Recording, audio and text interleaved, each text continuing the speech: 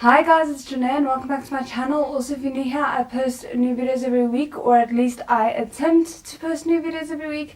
And today I'm going to be looking at the relationship between the creators and the audience. Now, I know this might seem like a bit of a random addition to my channel, but it's something that I've been thinking about a lot.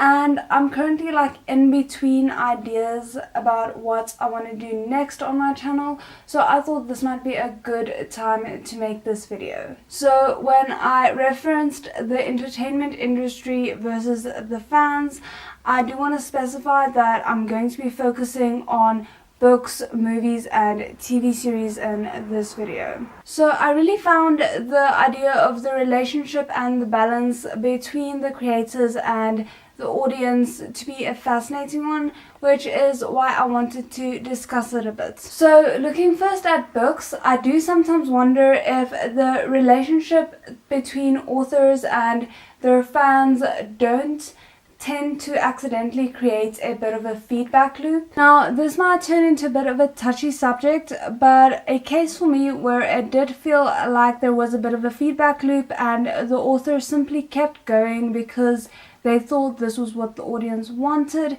was with things like the Kane Chronicles and the Trials of Apollo. Both of these are very similar to Percy Jackson, but it kind of just feels like the cast was switched out and in some cases the mythology as well.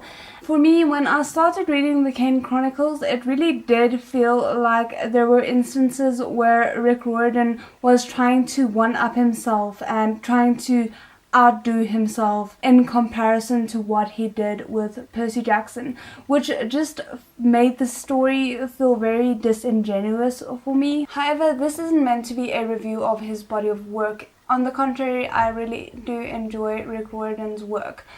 But then you also have instances like Cassandra Clare's Shadowhunter World and J.K. Rowling most recently with her Fantastic Beasts and the controversy that it is currently sparking on YouTube. Now, there are many people who will say that authors simply do this for the money grabbing, and yes, of course, in some cases this is indeed the case. But I do think that the author's position in all of this does need to be taken into consideration. As an author, you are building a world and connecting with characters that you yourself have built from scratch. And of course, it's only natural, if not actually expected of you, to become attached to your character, much in the same way that the audience does. I think when you're presented with the opportunity of fans wanting more, it can just be very hard to say no. Not to mention the fact that it is easy. I know that sounds terrible, but it's so much easier to continue living in a fictional world that you've already poured your heart and soul into and that you know basically inside and out, than it is to try and pull out of that world and create something completely new. And I also think that the pressures that famous authors might experience to try and recreate their previous successes shouldn't be underestimated. Okay, so clearly I think that the expectation that is present between authors and fans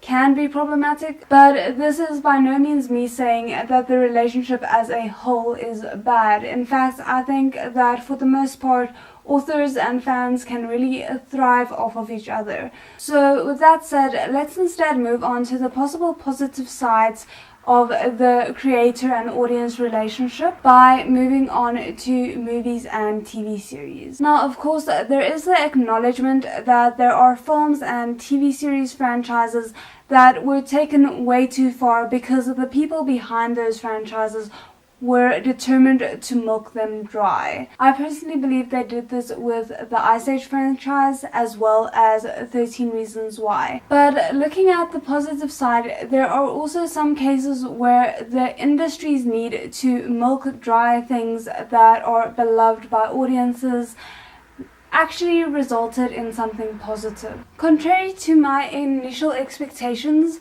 How to Train Your Dragon is actually one of those franchises that manages to fit into this mold. They have 3 movies and 6 seasons of a TV series, and yet, in my humble opinion, they never seemed to stray from what they intended to do. It seemed as if all that they did was very clear and decisive, and that they knew what they wanted to say with each storyline that they told. And I think that the other thing that really played in their favor is they seem to have a clear vision of what would bring the audience the most joy, while also not compromising on their creative integrity. Going even further than that, there are 2 series off the top of my head that I think truly benefited from the love that the audience had for it, and this for me is a great example of how the relationship between the creators and the fans can be truly positive. So the 2 series that I thought of off the top of my head were Lucifer and Shadowhunters.